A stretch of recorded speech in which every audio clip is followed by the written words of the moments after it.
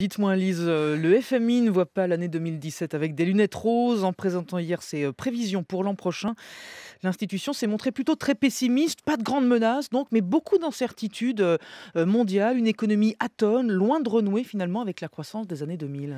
Oui, avec une prévision de 3,1%, la croissance mondiale continuera de patiner l'an prochain, à commencer par la France. Prévision revue à la baisse pour cette année à 1,3 points et pour l'an prochain à 1,4. Ça n'est pas terrible. Le Brexit qui mine en ce moment la livre sterling va peser sur une économie de la zone euro déjà atone.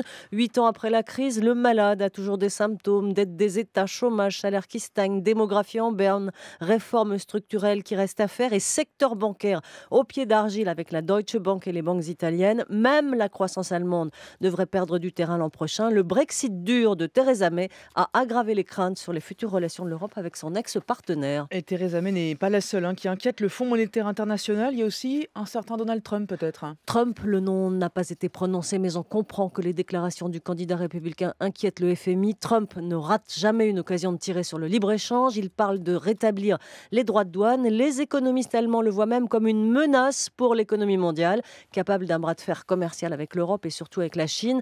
Ce retour du protectionnisme se retrouve non seulement chez Trump, mais aussi chez sa rivale Hillary Clinton, opposée à un traité de libre-échange avec l'Asie du Sud-Est, et les États-Unis, avec une croissance prévue à 1,7%, à peine mieux que la zone euro, ne tire plus l'économie du monde. Ce protectionnisme, que l'on voit aussi en Europe, est même qualifié de faute économique flagrante par la patronne du fonds, Christine Lagarde. L'institution dénonce la rhétorique anti-commerce, mais aussi anti-migrants, qui sont la marque de nombreuses politiques et campagnes électorales. Et de l'autre côté du globe même, et chez les émergents, quid de la Chine et de la Russie? La croissance chinoise devrait afficher 6,6% cette année, c'est bien, mais les dettes des entreprises explosent sans que rien ne soit fait. L'Amérique du Sud est minée par la crise brésilienne. Nombre d'émergents qui tiraient jusque-là l'économie mondiale sont en récession. Seule demi-bonne nouvelle de 2016, l'économie russe se stabilise grâce à la récente hausse du pétrole dont elle est très dépendante, mais les sanctions économiques sont toujours là, tout comme la récession.